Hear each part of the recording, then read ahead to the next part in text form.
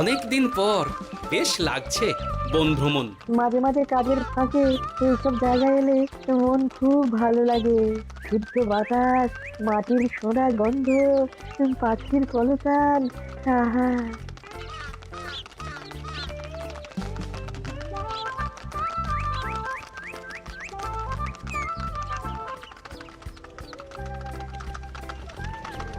মহারাজের রথ থামছে।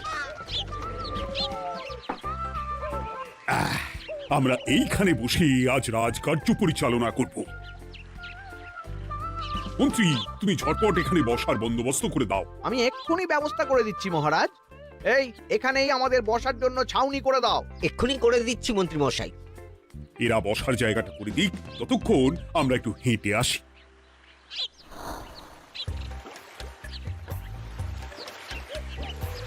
সকালবেলা হাঁটা শরীরের পক্ষে খুব ভালো মহারাজ।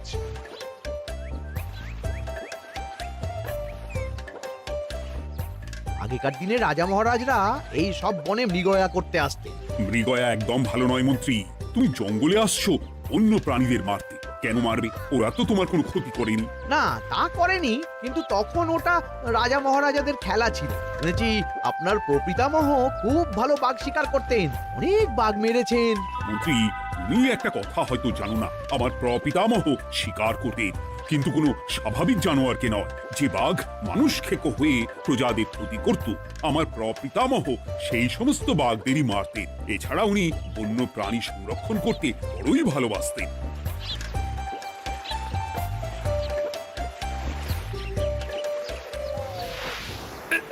উফ, এটা আবার কি? এই এটা আবার কোথা থেকে উড়ে এলো? কোথাও তো ঝড় হাওয়া কিছুই নেই। একটা ধাঁধা মহারাজ, এই কাগজে লেখা। ধাঁধা? পড়ো দেখি।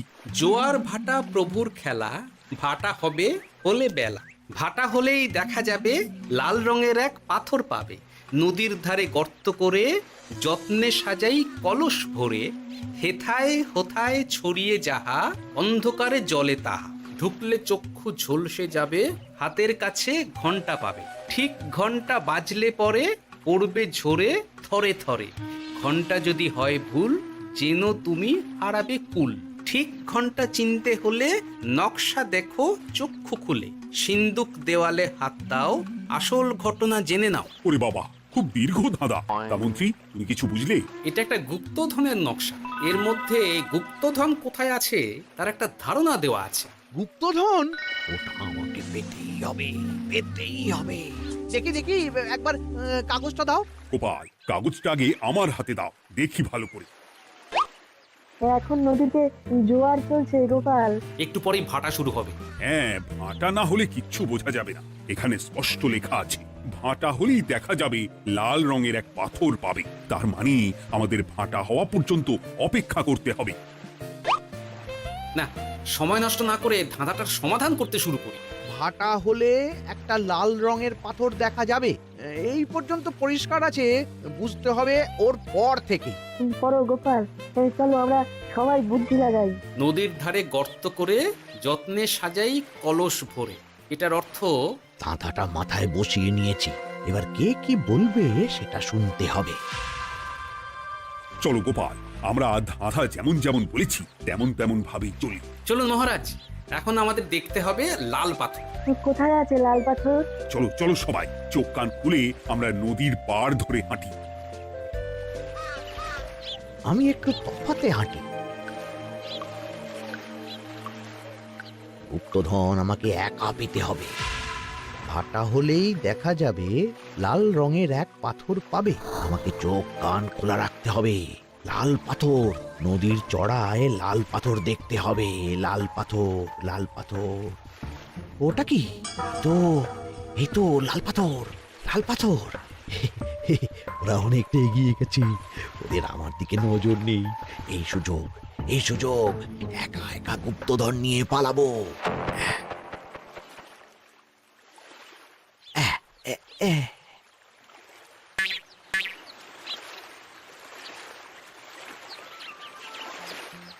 কি গো, আমরা তো হেঁটেই চলেছি, লাল পাথর তো কই দেখতে পাচ্ছি না। আরেকটু হাঁটতে হবে মহারাজ, গুপ্তধন বলে কথা, ওকে আর সহজে ধরা দেয়? সেটা অবশ্য সঠিক কথা। আচ্ছা, আমরা সবাই তো আসছি হেঁটে হেঁটে, মন্ত্রী মশাই গেলেন কোথায়? ও কি যে ঘটে! সত্যি তো, মন্ত্রী কোথায়? ও সেনাপতি, মন্ত্রীকে দেখেছো? কই না তো মহারাজ। তাহলে কোথায় গেলেন মন্ত্রী মশাই? এই জঙ্গলে বাঘ ভাল্লুক আছে, শেষে কিনা বাঘে নিল। হায় হায় হায়, মন্ত্রী গিন্নির কাছে আমি কি মুখ দেখাবো? হুম, বাঘ ভাল্লুকের পেটে যাবার লোক তো মন্ত্রী মশাই নন। ও গোপাল, কি ভাবছো? কিছু তো একটা বলো। এখন আমাদের মন্ত্রী মশাইকে খুঁজতে হবে। তবে মন্ত্রী মশাই বাঘ ভাল্লুকের পেটে যায়নি। তুমি নিশ্চিত হচ্ছ কি করে? অত পেঁচালো মানুষকে বাঘ ভাল্লুক গন্ধ শুকেই ছেড়ে দেবে, হজম করতে পারবে না। না না না, এখন রসিকতা করার সময় নয়, আমাদের মন্ত্রীকে খুঁজে বার করতেই হবে। কোথায় গেল মন্ত্রী? চলো চলো, গুপ্তধন মাথায় থাক, চলো মন্ত্রীকে খুঁজি। আহ, মন্ত্রী কোথায় গেল কে জানে। একবার পুরো ধাঁধাটা ঝালিয়ে নি। ভাটা হলেই দেখা যাবে লাল রঙের এক পাথর পাবে। ভাটা হয়েছে, লাল রঙের পাথরের মাথায় চাপ দিয়ে গুহার মুখও খুলেছি। এবার এবার নদীর ধারে গর্ত করে যত্নে সাজাই কলস ভরে। এটাই তো ঠিক বুঝতে পারছি না।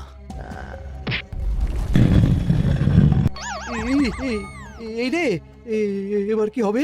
হ্যাঁ, মহারাজ, কোথাও একটা আওয়াজ হলো। এই, আওয়াজটা কোন দিক থেকে হলো? চলুন সামনে এগিয়ে যাই। আমার মনে হয় আওয়াজটা সামনের দিক থেকে এলো। আমারও তাই মনে হলো। তবে কি মন্ত্রী মশাই লাল পাথরের হদিশ পেয়ে গেছেন? আমাদের চোখে পড়লো না, অথচ মন্ত্রী মশাইয়ের চোখে পড়ে গেল। আসলে আমরা কথা বলতে বলতে গেছি, তাই নজরে পড়েনি। মন্ত্রী মশাই একা একা আমাদের পেছন পেছন আসছিলেন। উনি ইচ্ছে করেই আমাদের পেছনে পেছনে আসছিলেন। নিজে একা গুপ্তধন নিয়ে যেতে চেয়েছিলেন, এখন কোথায় আছেন কে জানে।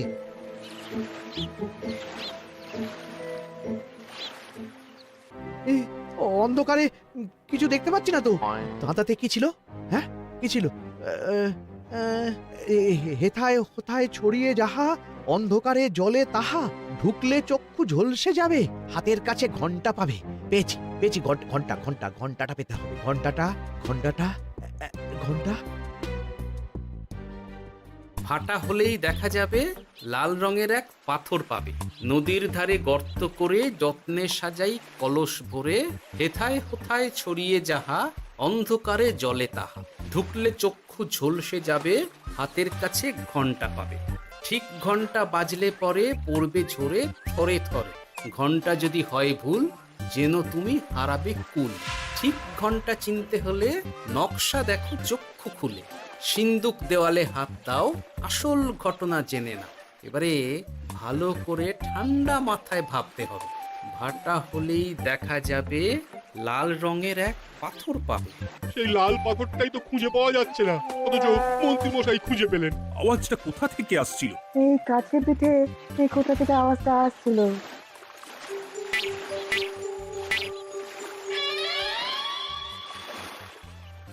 এই তো, এটাই মনে হয় সেই লাল পাথর। একটু নাড়িয়ে চাড়িয়ে দেখি তো কিছু হয় কিনা।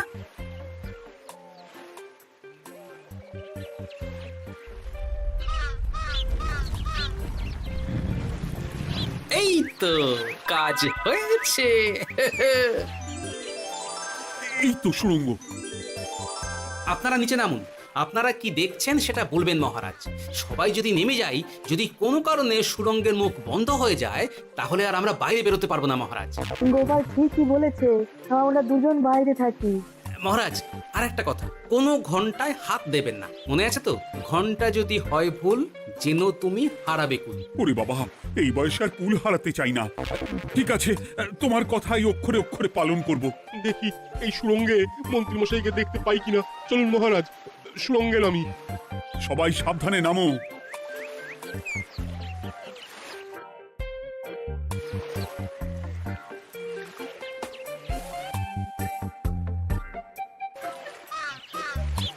মহারাজ, ওখানে কি কি দেখতে পাচ্ছেন? ওখানে কি মন্ত্রী মশাই আছেন? না গোপাল, মন্ত্রীকে এখনো দেখতে পাইনি। শুধু আমি এখানে অজস্র পাথর দেখতে পাচ্ছি। পাথরে পাথরে ছয়লা, ছোট বড় অজস্র।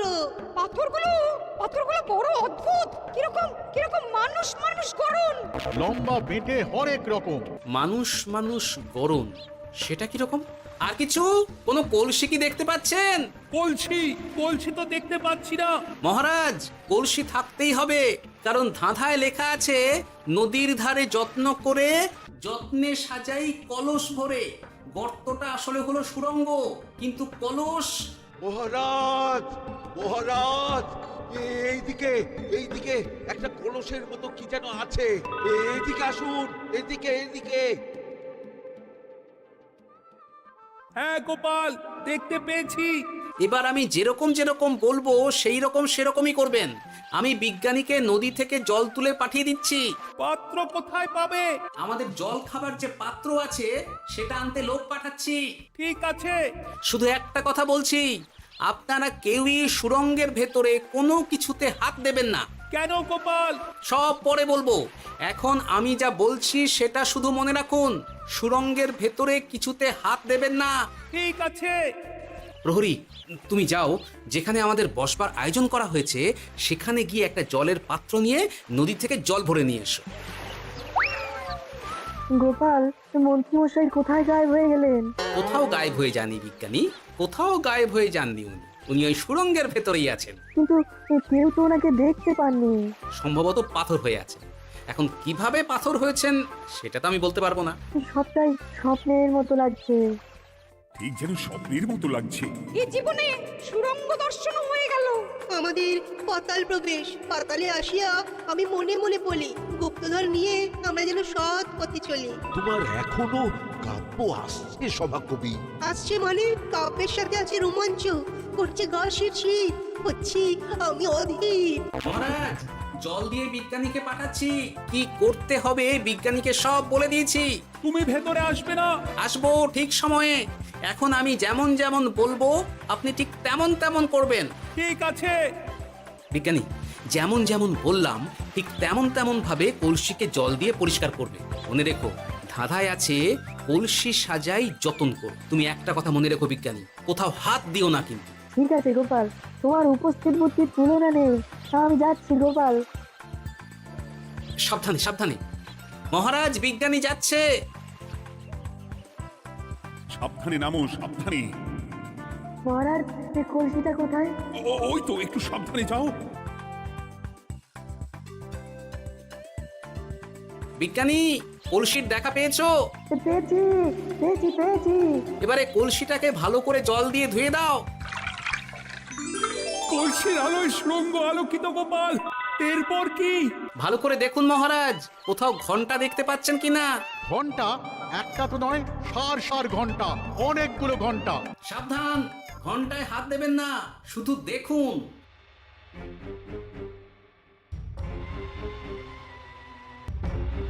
মহারাজ, আমরা গুপ্তধনের খুব কাছে চলে এসেছি। তাই নাকি? কি মজা কি মজা, এবার খাবো ক্ষীরের গজা। কবি চুপ করো, এখনো আমরা গুপ্তধন পাইনি। পাওয়ার মুখে দাঁড়িয়ে। সবগুলো তারা আঁকা। বিজ্ঞানী, কোন ঘন্টায় চাঁদের নকশা করা আছে কি? একটু দেখে বলো না। আমি আতস কাজ নিয়েই দেখছি, সব ঘন্টাতেই তারা আঁকা। খবরদার, কোনো ঘন্টাকেই ছোঁবে না। ঠিক আছে, কোনো কিছু না ছুঁয়ে আমি দেখছি। পেয়েছি গোপাল, চাঁদ আঁকার ঘন্টা পেয়েছি। ওই ঘন্টাটা বাজাও, বাজাও।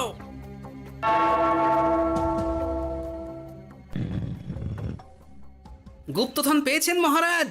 বাঁচাও বাঁচাও বাঁচাও। বাঁচান মহারাজ, বাঁচান। বিজ্ঞানী, মন্ত্রীর গলা পাচ্ছ না? মহারাজ, আমি পাথর হয়ে আছি, আমাকে মানুষ করুন মহারাজ। তুমি তো মানুষই ছিলে, হঠাৎ করে পাথর হলি কেন? মহারাজ, গুপ্তধন পেয়েছেন? পেয়েছি, তার সাথে মন্ত্রীকেও পেয়েছি। মন্ত্রী এইখানে কোথাও পাথর হয়ে দাঁড়িয়ে আছে। দাঁড়ান মহারাজ, এবার আসছি। সাবধানে এসো। আমি ভেতরে যাচ্ছি, বুঝলে? যদি কোনো কারণে দেখো পাথরটা গুহার মুখটা আটকে দিয়েছে, অমনি তোমাদের কাজ হলো পাথরটাকে ছুঁয়ে ফেলা, বুঝলে? ঠিক আছে গোপাল দাদা, আমার মনে হয় বিপদ আর কিছু ঘটবে না, তবুও সাবধানের তো মান নেই। ঠিক আছে, তুমি নিশ্চিন্তে ভেতরে যাও।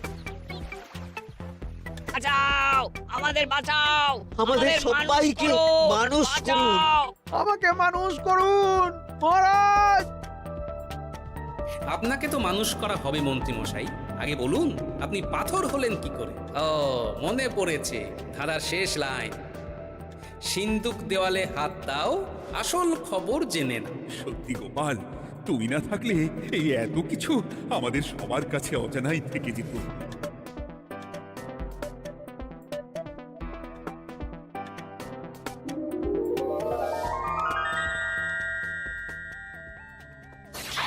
ধন্যবাদ আমাকে মুক্ত করার জন্য। আপনি কে? আমি যক্ষ। আমাকে এই ধন সম্পত্তি পাহারা দেওয়ার জন্য এক ডাকাত দলের সর্দার যক্ষ করে রেখেছিল। আমি 100 বছর ধরে এইখানে যক্ষ হয়ে আছি। আমি তোমার জন্য মুক্ত হলাম গোপাল। এই সম্পত্তি তোমার গোপাল। সম্পত্তি নিয়ে আমি কি করব? আমি এই সব সম্পত্তি মহারাজকে দান করলাম, রাজ্যের অনেক কাজ হবে এতে। তুমি ধন্য গোপাল, তুমি ধন্য।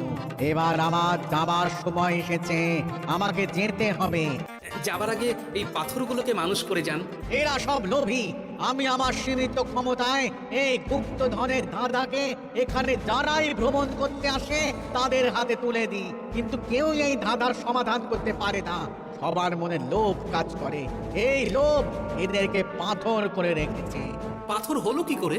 একটা মানুষ এসে বুক ভরা লোভ নিয়ে আধা পুরো না জেনে পাথরে হাত দিলেই সে পাথর হয়ে যাবে।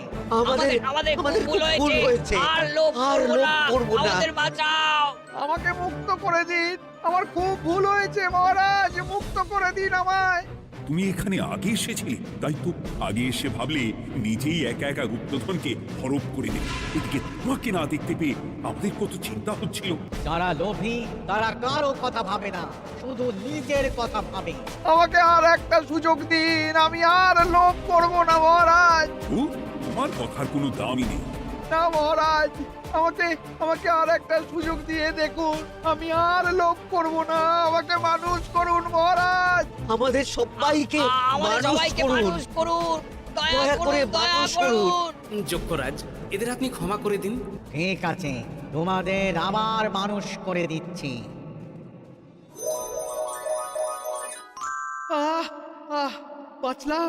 বাঁচলাম। এই রকম বারবার বাঁচা যাবে না কিন্তু। এবার সাপ ব্যাং যাই হবে না কেন, ওইভাবেই থাকতে হবে, এই আমি বলে দিলাম। এবার আমার মুক্তি। মুক্তি নেবার আগে আরেকটা প্রশ্ন, যে ডাকাত সর্দার তার সম্পত্তিকে রাখার জন্য আপনাকে যক্ষ বানিয়েছিল, এই সম্পত্তি তো তাদের, আমরা তো নিতে পারি না। লোভ বড় খারাপ গোপাল। অতিরিক্ত লোভ মানুষকে পশু করে দেয়। ওই ডাকাত দল এই সম্পত্তির জন্য সবাই কাটাকাটি করে মরে গেছে, কেউ আর বেঁচে নেই। সুতরাং এই সম্পত্তিতে তোমার অধিকার আছে। এই সম্পত্তি তুমি গ্রহণ করো। নিলাম আমি, কিন্তু এই সম্পত্তি মহারাজকে আমি দান করলাম।